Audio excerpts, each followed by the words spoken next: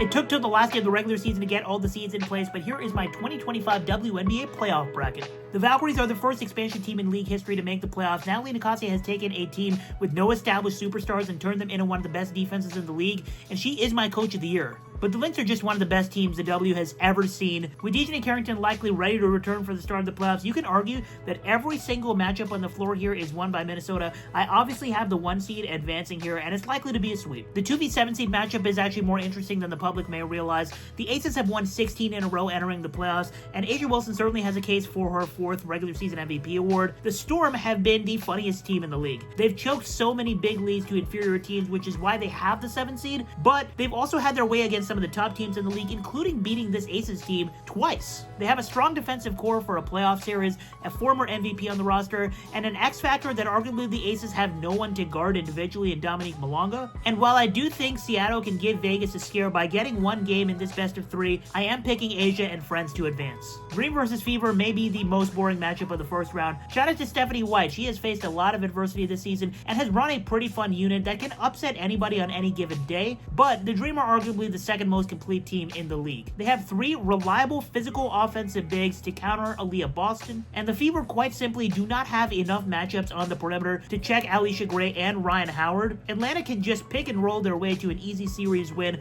I'm taking the favorite here. Speaking of favorites, the last series of the first round is the only one where the worst seed is the favorite in the Mercury versus Liberty. That's because the Liberty have gotten healthy right in time for the playoffs. The Mercury have been a fun story, and Alyssa Thomas has had a dominant stretch considering all the injuries that she's dealt with, but there's too many proven playoff contenders on the Liberty in this spot, and too many matchups they can win against a Mercury team whose offense can get stagnant and completely rely on their stars shooting the ball efficiently. Give me the favorite here as well, with the Liberty to advance. This sets up a rematch for last year's finals in the second round in the Lynx versus the Liberty, and plain and simple, I'm expecting complete revenge from the championship that was stolen from Minnesota last year. Nafisa Collier is only the second player in WNBA history to log 50, 40, 90 in a season, and by the way, the previous one MVP. And oh, by the way, the Lynx are 3-1 head-to-head against the Liberty this season, and in 2 of those wins, Feed didn't even play. The Lynx get to the finals. And then on the other side of the bracket, the Aces play the Dream in what will be the best series of the entire playoffs. Now, while I do think the Dream have the overall better roster by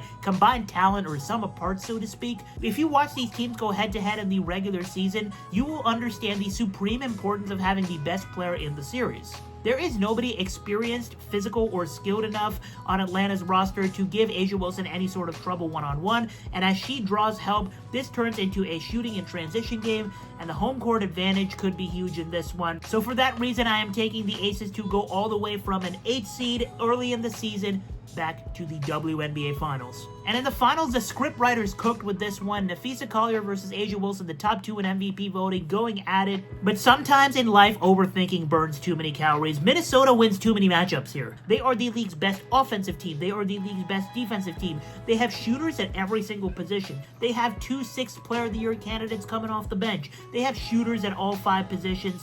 And they definitely have enough size to dominate the unskilled complementary bigs on the Aces.